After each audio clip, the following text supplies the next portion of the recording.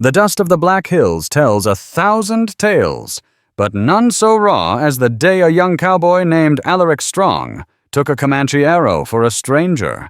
He was just a boy, barely a man, with a heart bigger than the Wyoming sky, and a thirst for a life he'd only read about in dime novels. That single act of selfless courage, a moment of pure, unadulterated grit, would set in motion a chain of events that would unravel a hidden past, ignite a war, and forge a bond between two worlds that was as fragile as a desert flower and as volatile as a prairie fire. He didn't know the man he saved was no ordinary drifter, but Tawny Son, the firstborn son of the great Lakota chief Sitting Bull. And in that one blistering moment of impact, Alaric's simple life was over-traded for a destiny written in blood betrayal and a love that defied every law of the unforgiving West. The sun was a merciless hammer over the vast, undulating plains of Wyoming territory. It beat down on Alaric Strong's sweat-stained Stetson, the felt drooping with the day's oppressive heat. At 19, Alaric was a tangle of youthful idealism and hardened reality. His face, peppered with freckles and tanned the color of worn leather, was a map of his short but strenuous life. His eyes, the color of a faded summer sky, held a spark of an untamed spirit, a yearning for something more than the dusty drudgery of a ranch hand's existence. He was riding his steady-footed mare Daisy, her dun coat shimmering with a fine layer of alkali dust. They were tracking a stray longhorn, a wily old bull with a penchant for wandering off from the main herd of the Triple R Ranch, owned by the formidable and notoriously short-tempered Augustus Gus Riley. Gus was a man carved from the same rugged granite as the nearby Bighorn Mountains, and losing one of his prize bulls was a surefire way to incur his wrath, a wrath that often manifested in a docked pay and a string of curses that could make a mule skinner blush. The landscape was a study in earth tones, ochre sienna and umber broken only by the silvery green of sagebrush and the occasional stubborn clutch of grama grass. The air was thick with the scent of dust and distant rain that never seemed to fall. It was a land of immense beauty and profound loneliness, a place that could swallow a man whole and leave no trace. Alaric's thoughts drifted as Daisy picked her way through a narrow, rock-strewn arroyo. He thought of the dime novels he kept hidden in his saddlebag, tales of heroic cowboys, dashing lawmen, and daring adventures. He dreamt of a life beyond the endless cycle of branding mending fences and choking on trail dust. He yearned for a story of his own, a chapter in the grand unfolding epic of the West. He was about to get his wish, though not in the way he'd ever imagined. A flicker of movement in the distance caught his eye. It was unnatural, a frantic, desperate motion against the serene backdrop of the plains. He reined in Daisy, his hand, instinctively going to the Colt Peacemaker holstered at his hip. He squinted his eyes, straining to cut through the shimmering heat haze. Two figures on horseback riding hell for leather, pursued by a larger group, maybe a dozen or more. Alaric's heart hammered against his ribs. This was no friendly race. The pursuers were fanned out their war cries, faint but unmistakable on the wind. They were Native American warriors, their bodies painted for battle, their feathered lances glinting in the merciless sun. The two they were chasing were also native, but they were riding with a desperation that spoke of a life-or-death struggle. Alaric wasn't a man prone to rash decisions. Gus Riley had drilled into him the importance of caution, of minding his own business in a land where a wrong move could be your last. But there was something in the scene unfolding before him that tugged at the core of his being, at the heroic ideals fostered by his beloved paperbacks.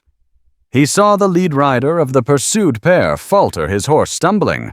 He saw the warriors behind them gain ground, their arrows flying like angry hornets.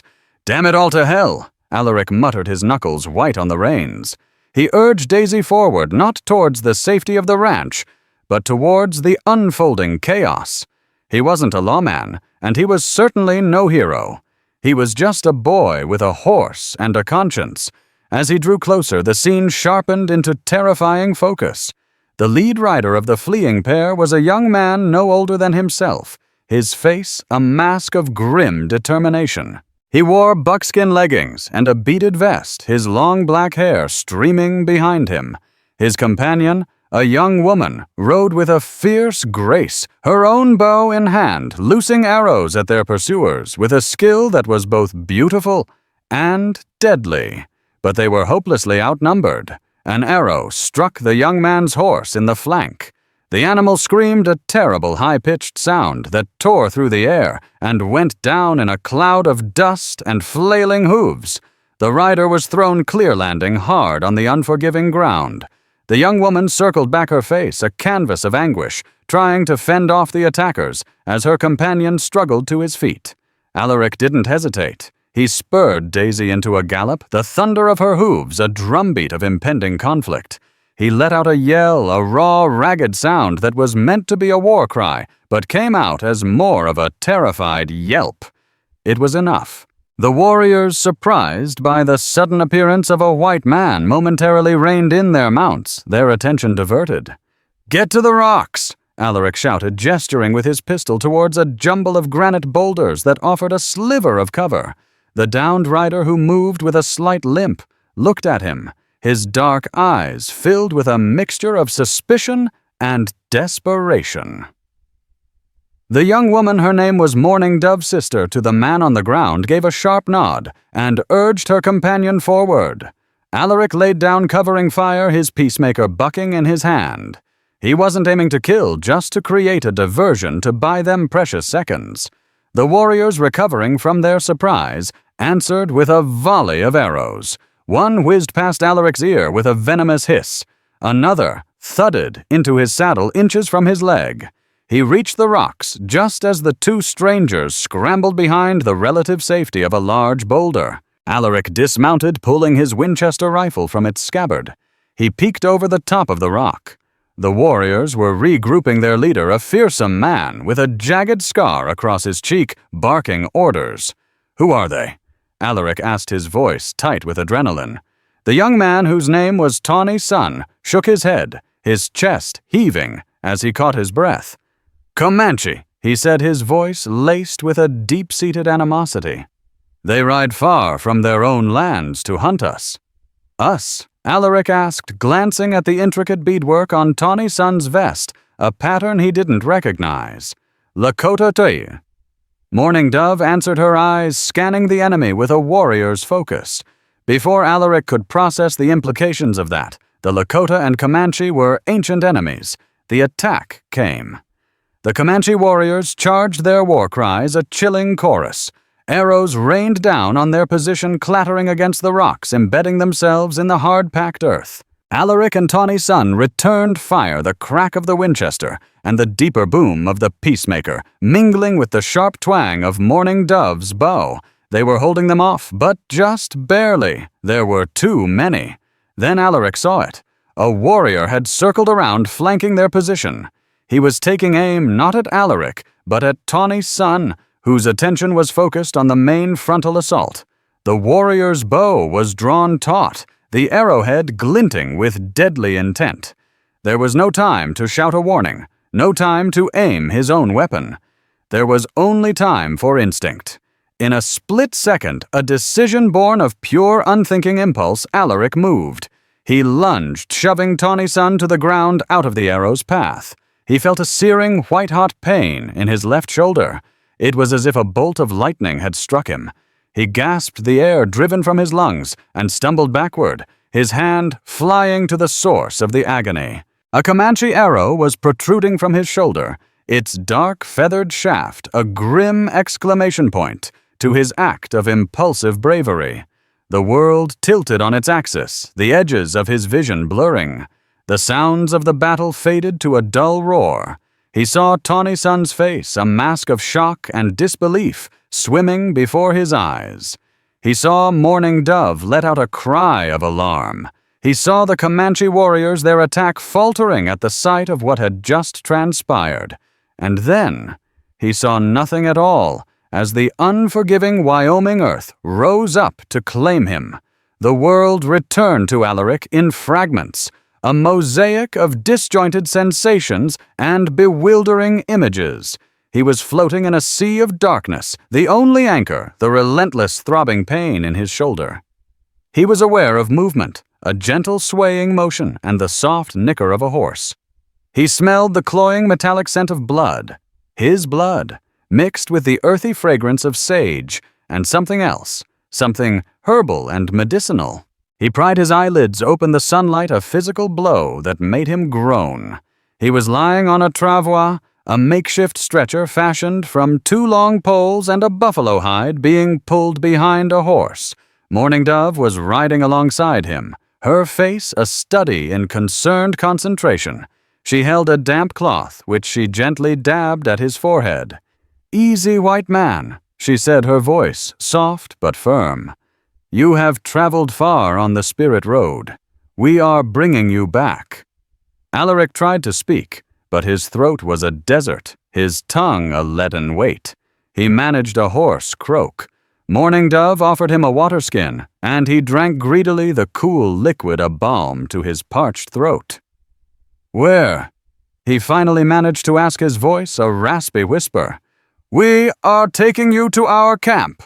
Tawny Sun's voice came from ahead. He was riding Daisy, leading the horse that pulled the travois. His own horse had been lost in the fight. "It is the only way. The arrow was deep. It needs a medicine man's touch." Alaric's mind, still foggy with pain and weakness, struggled to grasp the situation. A prisoner, a guest, he had saved Tawny Sun's life, but he was still a white man, a trespasser in their world. The stories he'd heard from the other ranch hands, tales of brutal Indian retribution, swirled in his memory. "The Comanche," he murmured. "They fled." Tawny Sun said, his voice grim. "When you fell, the fight went out of them. They did not expect a white man to stand with the Lakota." He turned in his saddle, his dark eyes meeting Alaric's.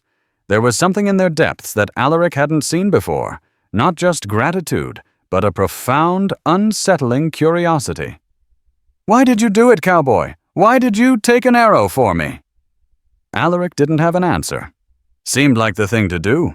He whispered the simple, honest words, a stark contrast to the complexity of the situation. The effort of speaking was too much, and he slipped back into a state of semi-consciousness, the rhythmic sway of the travois, and the vast, indifferent sky, his only companions. Their journey lasted another day. Alaric drifted in and out of awareness, his moments of lucidity filled with the alien beauty of the landscape. They were moving deeper into the Black Hills, a sacred land to the Lakota, a place where few white men had ever set foot. The air grew cooler, scented with pine and cedar. The rugged plains gave way to rolling hills, dotted with ponderosa pine and aspen groves. He awoke fully to the sounds of a bustling camp. The air was filled with the savory aroma of roasting meat, the murmur of voices speaking a language he didn't understand, the laughter of children, and the barking of dogs. He was lying in a large teepee, the firelight casting dancing shadows on the painted hide walls. The pain in his shoulder had subsided to a dull, persistent ache. The arrow was gone. In its place was a poultice of herbs bound tightly with a strip of soft deerskin. An old man with a face like a dried apple, his eyes deep-set and wise, was sitting beside him, chanting softly and shaking a gourd rattle. This, Alaric surmised, was the medicine man. Tawny Sun entered the teepee, followed by Morning Dove. She carried a bowl of steaming broth, the aroma of which made Alaric's stomach rumble. "Our medicine man Kicking Bear has tended to your wound," Tawny Sun said. "He says the arrow missed your heart by a hand's breadth. He says you have a strong spirit." Alaric pushed himself into a sitting position, a wave of dizziness washing over him. Morning Dove rushed to his side, helping him steady himself. He drank the broth, the warm, nourishing liquid slowly chasing away the lingering weakness. "Thank you," he said, his voice still hoarse. "For everything." Tawny Sun nodded, a solemn expression on his face. "You saved my life. My family is in your debt." It was then that another figure entered the teepee, a man who commanded an immediate and absolute authority. He was tall and powerfully built, his face a mask of stern dignity, his hair streaked with gray, was braided and adorned with a single eagle feather. He wore a magnificent war bonnet, its trail of feathers cascading down his back. His eyes, dark and piercing, seemed to look straight through Alaric to weigh and measure his very soul. Tawny Sun and Morning Dove immediately stood and lowered their heads in a gesture of profound respect. "Father," Tawny Sun said, "this is the white man I told you of. His name is Alaric Strong." The great chief's eyes narrowed as he looked at Alaric, a flicker of something unreadable in their depths. He stepped forward, his gaze fixed on the young cowboy. "You are the one who took an arrow for my son," he asked, his voice a low, rumbling baritone that seemed to vibrate in the enclosed space. Alaric, intimidated by the man's sheer presence, could only nod. The chief continued his scrutiny, his eyes lingering on Alaric's face, on the faded blue of his eyes, the sandy blonde hair peeking out from under his sweat-stained Stetson, which lay beside him on the buffalo robe. A strange, almost pained expression crossed the chief's face. He reached out a hand, not in a gesture of threat, but of something else, something that made Alaric's skin prickle. The chief gently brushed a lock of hair from Alaric's forehead. "Tawny Sun," the chief said, his voice now laced with a strange, trembling emotion. "Bring me the pouch, the one your mother gave me before she walked the spirit road." Tawny Sun, a look of bewilderment on his face, quickly left the teepee and returned with a small beaded leather pouch. The chief took it, his hands, which had undoubtedly wielded a war club with deadly force, now surprisingly gentle. He opened the pouch, and from it he carefully extracted a tarnished silver locket. He opened the locket and held it out for Alaric to see. On one side was a miniature portrait of a young woman with kind eyes and a gentle smile, her hair a cascade of spun gold. On the other side was a lock of baby hair, the same sandy blonde color as Alaric's own. 20 winters ago, the chief began, his voice thick with a sorrow that time had not erased. A wagon train was attacked by Cheyenne warriors not far from here. My wife Singing Bird and I, we found the wreckage. Everyone was dead. Everyone, except for a baby boy, no more than a few months old, hidden in a wooden crate. He had hair the color of the morning sun, and eyes the color of the sky. He paused, his gaze fixed on Alaric's face, searching, confirming. My wife had just lost our second son to the coughing sickness. She saw the baby as a gift from the Great Spirit. We took him in. We named him He Who Was Found, and we loved him as our own. But a harsh winter and the threat of war with the white soldiers made it impossible to keep him safe. A traitor, a man named Silas Strong, was passing through. We entrusted the boy to him to raise in his own world, where we hoped he would be safe. He held up the locket again. My wife gave this to Silas, a reminder of the boy's other family. She cut a lock of his hair and placed it inside. Alaric stared at the locket, his heart a wild drum against his ribs. The world seemed to slow, the firelight, the painted tippy walls, the faces of the Lakota, all blurring into an incomprehensible swirl. Silas Strong, that was his father's name. His father who had died of a fever 5 years ago. A quiet, reserved man who had never spoken of Alaric's birth, who had always seemed to carry a hidden sadness in his eyes. He had told Alaric his mother had died in childbirth. My father, Alaric stammered, his voice cracking. His name was Silas. A profound silence filled the tipi, broken only by the crackle of the fire. Morning Dove gasped, her hand flying to her mouth. Tawny Sun stared at Alaric, his expression a mixture of awe and disbelief. The great chief, the formidable warrior, the leader of his people, had tears welling in his eyes. "Then it is true," the chief whispered, his voice choked with emotion. He placed a hand on Alaric's good shoulder, his touch firm and paternal. "He who was found has come home." The young cowboy Alaric Strong, who had ridden out that morning simply to find a stray longhorn, had found something else entirely. He had found a past he never knew existed, a family he never knew he had. He was not just a ranch hand from the Triple R. He was the adopted son of the Lakota chief. The stranger he had saved was his brother. But this revelation was not the end of a story. It was the beginning of a far more complex and dangerous one. Outside the fragile peace of the teepee, the world was still a place of brutal conflict. The gold rush was bringing a flood of white prospectors into the Black Hills, desecrating the sacred land of the Lakota. The U.S. Army, led by ambitious and ruthless commanders, was charged with protecting the prospectors and enforcing treaties that they themselves were breaking. And back at the Triple R Ranch, Gus Riley was not a man to take the loss of a ranch hand and a prize bull lightly. He was a man who held deep-seated grudges against the Lakota, a man who saw them as nothing more than savages standing in the way of progress and profit. When word reached him of a white man living among the Lakota, a man who fit Alaric's description, his suspicion and hatred would curdle into a dangerous obsession. The arrow that had pierced Alaric's shoulder had done more than just wound him. It had pierced the veil between two worlds, and in doing so, had set in motion a conflict that would test his loyalties, challenge his identity, and force him to choose between the life he had known and the family he had just found. The drama had only just begun. The days that followed were a whirlwind of surreal experiences for Alaric. He was no longer just Alaric Strong, the quiet ranch hand. He was he who was found, a name spoken with a mixture of reverence and curiosity by the people of the Lakota camp.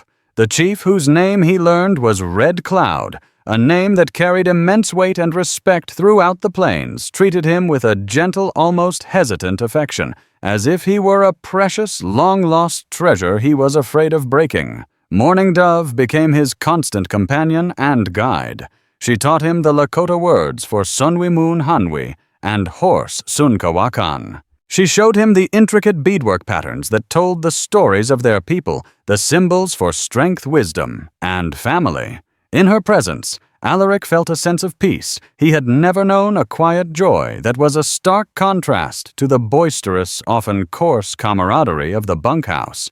He found himself drawn to her quick wit, her fierce independence, and the gentle kindness in her eyes. But not all was peaceful in this new world.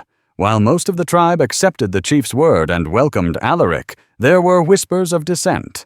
The most potent source of this dissent came from an unexpected quarter his newfound brother Tawny's son. The initial gratitude Tawny's son had shown Alaric had curdled into a sullen, simmering resentment. He watched with a hawk's intensity as their father Red Cloud showered attention on the prodigal white son. He saw the way Morning Dove's eyes lit up when Alaric, with his clumsy attempts at the Lakota language and his earnest questions about their culture, made her laugh. Tawny's son was a proud warrior, the firstborn son of the chief groom since birth to be a leader. He had earned his place in the tribe through acts of courage and skill. And now, this stranger, this white man had appeared, and through a single impulsive act had seemingly usurped his place in his family's affections. The jealousy was a bitter poison in his heart. One evening, as the camp gathered around the central fire for the evening meal, the tension between the two brothers finally broke the surface. Red Cloud had been telling Alaric stories of his birth mother Singing Bird, her kindness, her skill with herbs, her beautiful singing voice. He spoke of her with a deep, abiding love that made Alaric's heart ache for the mother he had never known. Tawny's son, who had been sitting in stony silence, suddenly stood up, his face a thunder cloud. "Enough of this!" He spat, his voice sharp and angry. "He is not one of us. He is a white man. His skin is the color of our enemies. He knows nothing of our ways, our struggles." A hush fell over the gathered crowd. Red Cloud's face hardened, his eyes flashing with a dangerous light. "He is my son," he said, his voice low and menacing. "And he has the heart of a Lakota warrior. He proved that when he saved your life." "He was lucky," Tawny's son retorted, his pride stung. "A blind fool's luck? Does that one act wash away the blood that has been spilled between our people and his? Does it erase the treaties they have broken, the land they have stolen?" He turned his glare on Alaric. You wear our brother's face, but you have the soul of a Wasichu. He sneered, using the Lakota word for white man, a word that was often spoken with contempt. Alaric, who had been listening with a growing sense of dismay, stood up.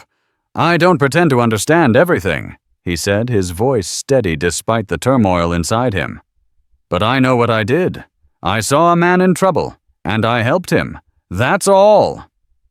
And now you will stay here in the safety of our camp, while your kind continue to swarm over our sacred Paha Sapa, searching for their yellow metal. Tawny-san challenged his hand, gesturing towards the Black Hills.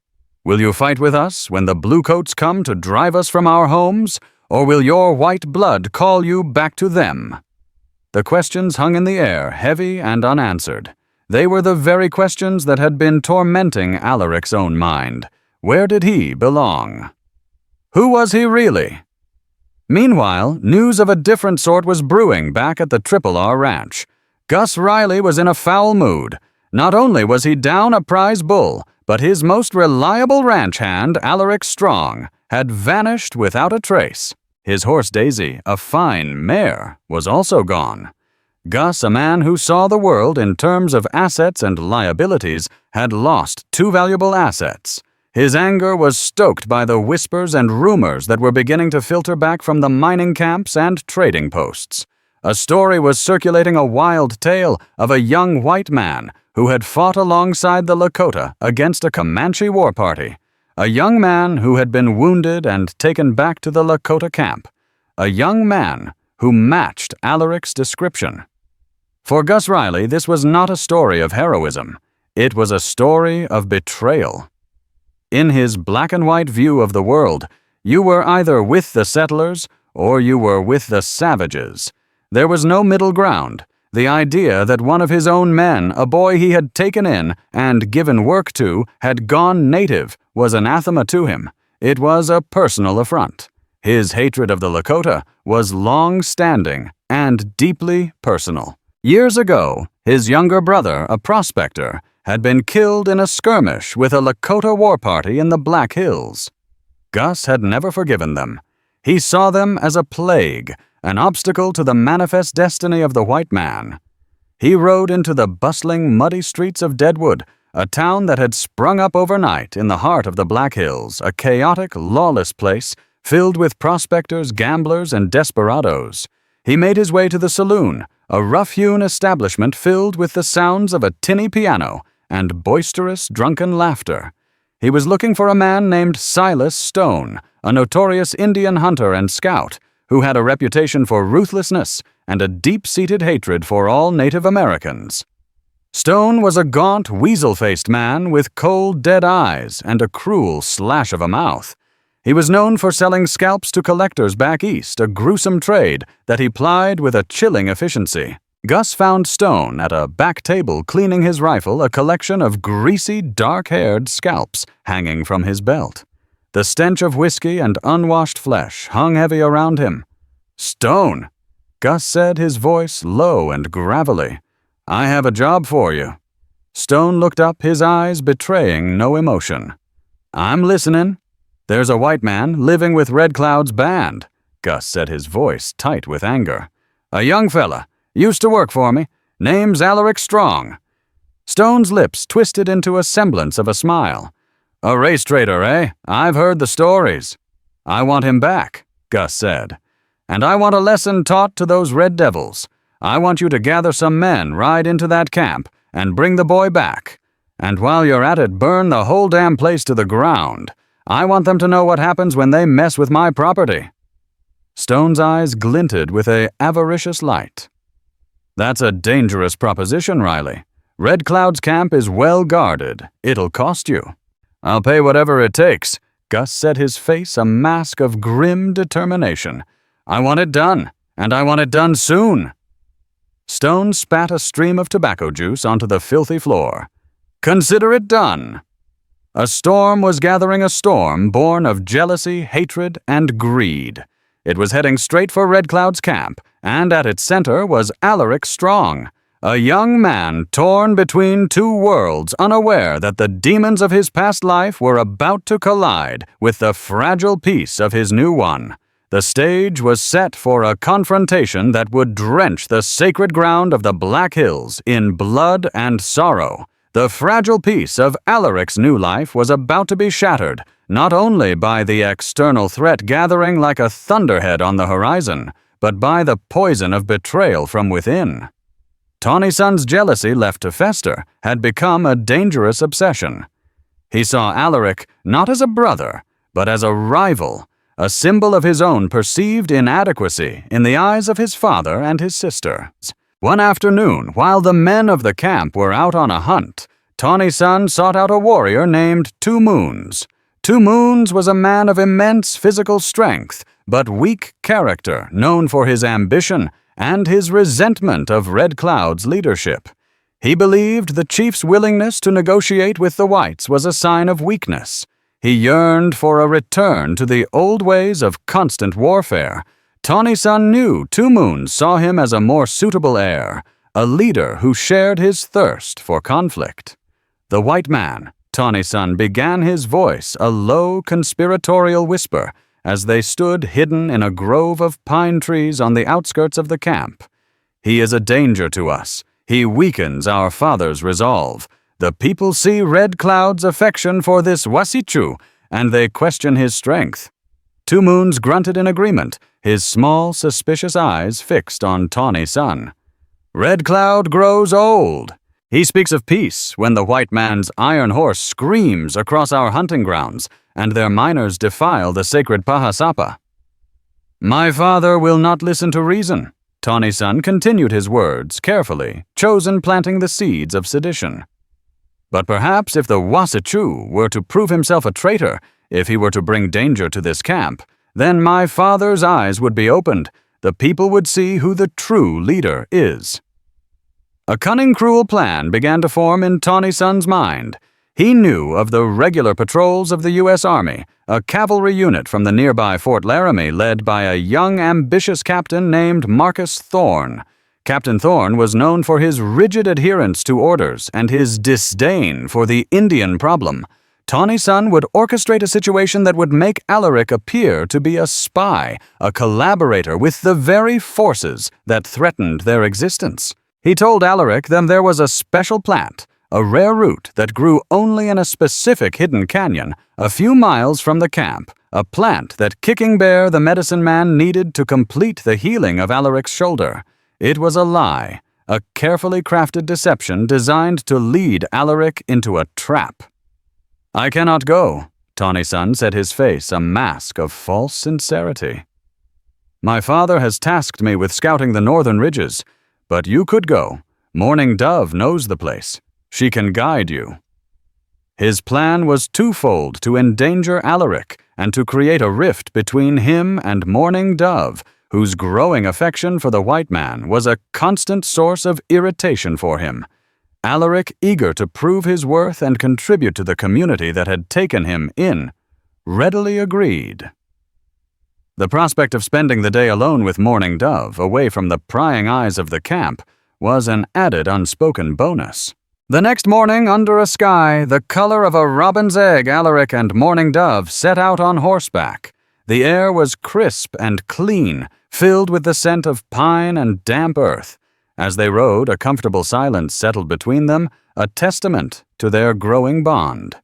Alaric found himself opening up to her, telling her about his lonely childhood, his dreams fueled by dime novels, his quiet, sad father, Silas. Morning Dove, in turn, spoke of her mother, Singing Bird, and the deep sorrow that had settled over their family after her death. She spoke of her pride in her people, but also her fear for their future. The world is changing, she said, her voice tinged with a melancholy that seemed too heavy for her young shoulders. The buffalo disappear. The white man's towns grow like weeds. I fear a day will come when there is no place left for the Lakota. Her words resonated with the conflict raging within Alaric's own heart. He was a living embodiment of that changing world, a bridge between two cultures on a collision course. His feelings for Morning Dove were becoming undeniable, a tender, fragile flower blooming in the midst of a battlefield. He was beginning to realize that his fate was inextricably linked to hers, to the fate of her people. They reached the canyon Tawny Sun had described, a narrow, secluded place with steep, rocky walls. They dismounted and began to search for the mythical route, their laughter echoing in the quiet canyon, as Alaric, clumsy and unfamiliar with the local flora, kept pointing out the wrong plants. It was in that moment of shared joy, of burgeoning love, that the trap was sprung. The sharp crack of a rifle shot echoed through the canyon, the bullet splintering the rock just above Morning Dove's head.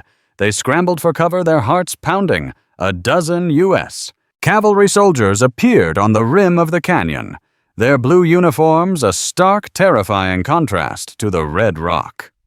Captain Thorne, a man with a square jaw and cold, calculating eyes, stood at the forefront, a smoking pistol in his hand. "Hold your fire," he commanded his men. His eyes were fixed on Alaric. "Alaric Strong," he called out, his voice dripping with condescending authority. "We received a report from an anonymous informant that you were being held against your will. We've come to rescue you." Alaric's blood ran cold. An informant? It couldn't be. He looked at Morning Dove, her face pale with shock and fear. He knew in that gut-wrenching moment that they had been betrayed, and he knew with a sickening certainty who was responsible. "There's been a mistake, Captain," Alaric shouted back, his mind racing. "I am not a prisoner. This is my family." Thorne let out a short, cynical laugh. "Your family? Don't be absurd. You're a white man. These are savages. Now come out with your hands up. The girl, too. We'll take her back to the fort for questioning." The implication was clear. Questioning was a euphemism for something far more sinister.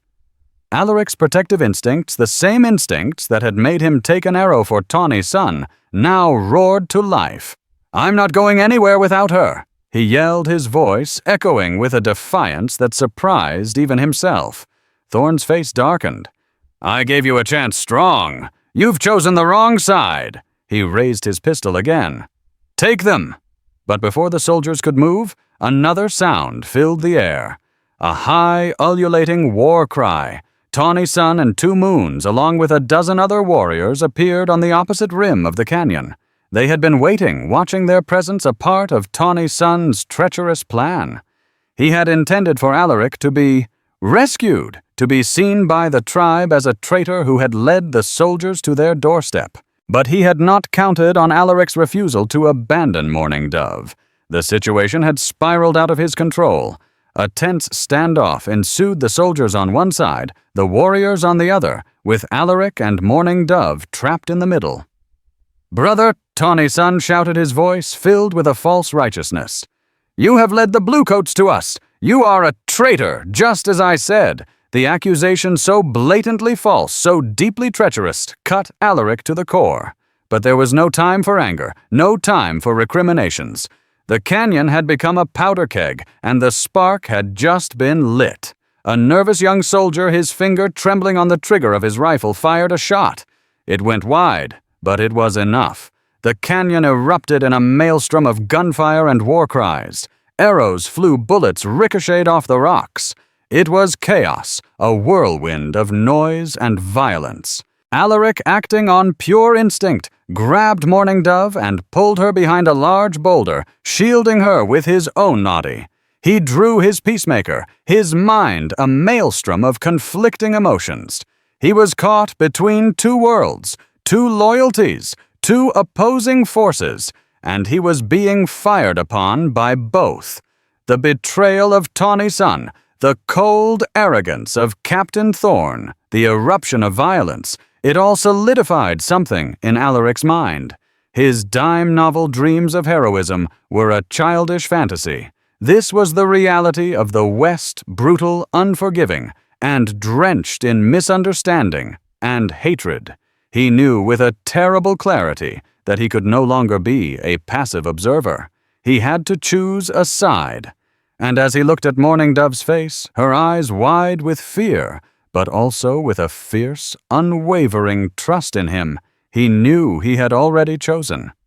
His place was here with her, with the people who had taken him in the family he had just found. The skirmish was short and brutal. The Lakota warriors, masters of this terrain, had the advantage. They used the rocks and trees for cover their arrows, finding their marks with deadly accuracy. The soldiers exposed on the canyon rim fell into disarray. Captain Thorne, realizing his position was untenable, ordered a retreat. As the last of the soldiers disappeared over the ridge, an eerie silence fell over the canyon, broken only by the moans of the wounded and the cawing of crows overhead. 2 soldiers and 3 Lakota warriors lay dead. Tawny Sun and his men came down into the canyon, their faces grim. Tawny Sun avoided Alaric's gaze, a flicker of something, guilt-fear in his eyes. But before any accusations could be thrown, before the full weight of the betrayal could be processed, they were interrupted by the arrival of a scout from the main camp. His horse lathered in sweat, his face etched with panic. "The camp!" he gasped. "It's under attack. A large party of white men. They are burning the tipis, killing everyone." The news was a punch to the gut. Gus Riley's hired devils, led by the scalp hunter Silas Stone, had launched their assault. Tawny Sun's treacherous game had served as a fatal diversion, leaving the main camp vulnerable. The personal drama of jealousy and betrayal had just been swallowed by the larger, more terrifying shadow of all-out war. The real battle had just begun. The ride back to the camp was a desperate, heart-pounding race against time. The distant pall of black smoke rising against the clear blue sky was a testament to the horror that awaited them. The scent of burning pine and hide reached them long before they saw the devastation, a sickening perfume of destruction that churned Alaric's stomach. They crested a low ridge, and the scene below them was a vision from hell. The peaceful, orderly camp Alaric had come to know was a raging inferno. Tipis, the beautiful painted homes that held the history and spirit of the people, were blazing torches. Silas Stone's marauders, a motley collection of grizzled Indian hunters, disgruntled miners, and hired guns, were rampaging through the camp, their faces twisted in masks of drunken fury. They moved with a brutal, indiscriminate violence, shooting down women and children as they fled their burning homes. The air was filled with a horrific cacophony, the roar of the flames, the crackle of gunfire, the triumphant bestial yells of the attackers, and the screams of the dying. At the center of the carnage was Gus Riley, his face a purplish red, his eyes alight with a vengeful fire. He sat on his horse like a malevolent king, on a throne of destruction, shouting orders, his earlier desire to retrieve his property, consumed by a bloodlust that was terrifying in its intensity. Alaric felt a white-hot rage, a fury so pure and powerful it burned away all his fear, all his confusion. These were his people being slaughtered. This was his home being destroyed. The life he had known, the world of the Triple R Ranch, and the quiet deference to men like Gus Riley seemed like a distant, half-forgotten dream. This was his reality now, and it was a nightmare. Without a word, the Lakota warriors, their faces grim masks of grief and fury, charged down the ridge, their war cries a symphony of vengeance. Alaric was with them, his peacemaker in his hand, Daisy galloping beneath him, her stride, sure and steady. He was no longer a boy, playing at being a hero. He was a man defending his family. The battle that ensued was a chaotic, brutal affair. It was not a fight of tactics and formations, but a desperate close-quarters struggle for survival. Alaric fought with a ferocity that surprised himself. He saw Silas Stone, the weasel-faced scalp hunter, about to strike down an elderly woman with the butt of his rifle. Alaric fired his bullet, catching Stone in the arm, sending the rifle clattering to the ground. Stone shrieked in pain and fury, his cold eyes locking on Alaric with a look of pure hatred, before he scrambled away, clutching his wounded arm. Alaric saw Mourning Dove, her face streaked with soot and tears, fighting with the ferocity of a lioness. She had found a fallen warrior's lance and was using it to defend a group of terrified children who had huddled behind a pile of smoldering wreckage. Her bravery was a beacon in the chaos, and it fueled Alaric's own resolve. But it was the sight of Tawny's son that would be forever seared into Alaric's memory. The proud warrior, his face a mask of horrified guilt, fought with the desperation of a man possessed. The devastation around him was a direct result of his actions, his petty jealousy, and his treacherous plan. He had sought to disgrace his brother, and in doing so had brought ruin upon his entire people. The weight of that knowledge seemed to drive him to transform him into a whirlwind of destructive force. He charged straight for Gus Riley, his tomahawk raised, but Riley, ever the pragmatist, was not a man to engage in single combat. He saw the charging warrior, his face contorted with rage, and calmly raised his shotgun. The blast echoed across the ruined camp, and Tawny's son was thrown from his horse, his chest a mass of blood and torn buckskin. A collective cry of anguish rose from the Lakota warriors. Mourning Dove screamed a raw, ragged sound of pure agony. Alaric felt his heart stop. He saw Tawny's son, his brother, lying broken on the ground, and something inside him snapped. He spurred Daisy towards Gus Riley, his mind a red haze of fury. He was going to kill him. He was going to wipe that smug, hateful look off his face forever. But as he charged, he saw something else. Red Cloud, his face a stoic mask of unimaginable grief, had also seen his son fall. The great chief who had advocated for peace, who had held back the tide of war for so long, had finally reached his breaking point. He let out a war cry that seemed to shake the very foundations of the earth, a cry that held all the pain and fury of a lifetime of broken treaties and lost loved ones. Red Cloud charged towards Riley, his warriors following him, a wave of unstoppable vengeance. Riley, seeing the tide of battle turn so decisively against him, seeing the look in Red Cloud's eyes, finally felt a sliver of fear. He turned his horse and fled, his remaining men scrambling to follow him, leaving their destruction behind them. Alaric reined in Daisy, his own charge forgotten, and galloped towards Tawny's son. Mourning Dove was already there, cradling her brother's head in her lap, her tears falling on his face.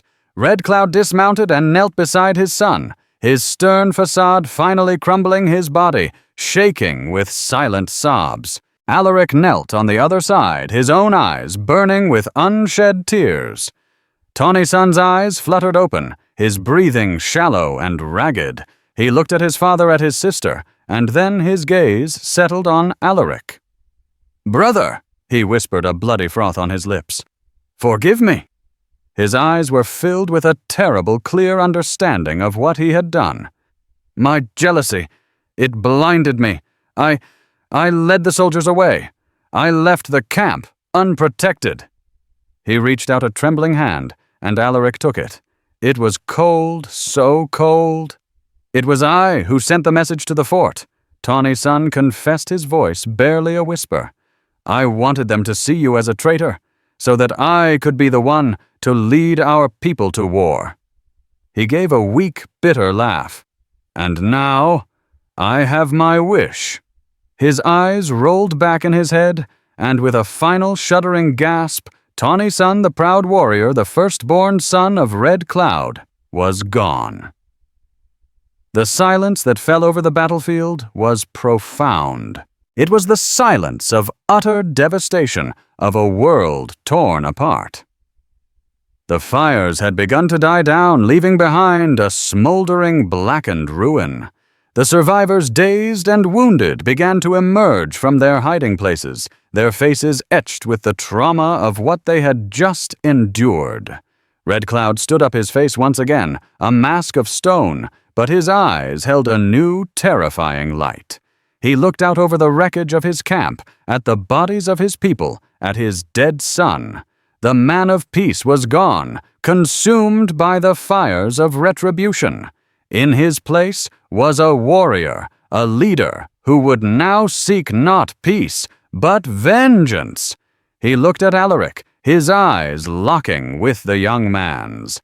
There was no blame in his gaze, only a shared bottomless grief. In that moment, the last vestiges of Alaric's old life, his old identity, were burned away. He was no longer Alaric Strong, the ranch hand. He was no longer he who was found. The curious stranger. He was a son of the Lakota, a brother to the fallen, and his path was now inextricably bound to the fate of his people. The war that Tawny Sun had so foolishly craved was here. Gus Riley and Silas Stone had lit the fuse, and the explosion would now be felt across the plains. The personal drama had become a full-scale war, a fight not just for land or gold, but for the very soul of the West. And Alaric the boy from the Triple R Ranch was now standing at its bloody, unforgiving heart. The story of Alaric Strong, the young cowboy who became a Lakota warrior, is more than just a tale of the Wild West. It's a raw, unflinching look at the collision of cultures, the poison of hatred, and the transformative power of love and sacrifice. It's a reminder that beneath the skin, beyond the boundaries of tribe and nation, lies a shared humanity that can be both our greatest strength and our most tragic failing. The arrow that struck Alaric that fateful day set in motion a war that would scar the landscape and the lives of all it touched. But it also forged a bond between a man and a people, a bond sealed in blood and grief that would echo through the generations. What happened next in the Great War for the Black Hills is a story for another time. If this story of brotherhood betrayal and the brutal reality of the West captured your imagination, please take a moment to hit that like button. Share it with someone who appreciates a powerful story, and most importantly, subscribe to our channel for more tales from the untamed heart of history. Your support allows us to keep these stories alive. Thank you for listening.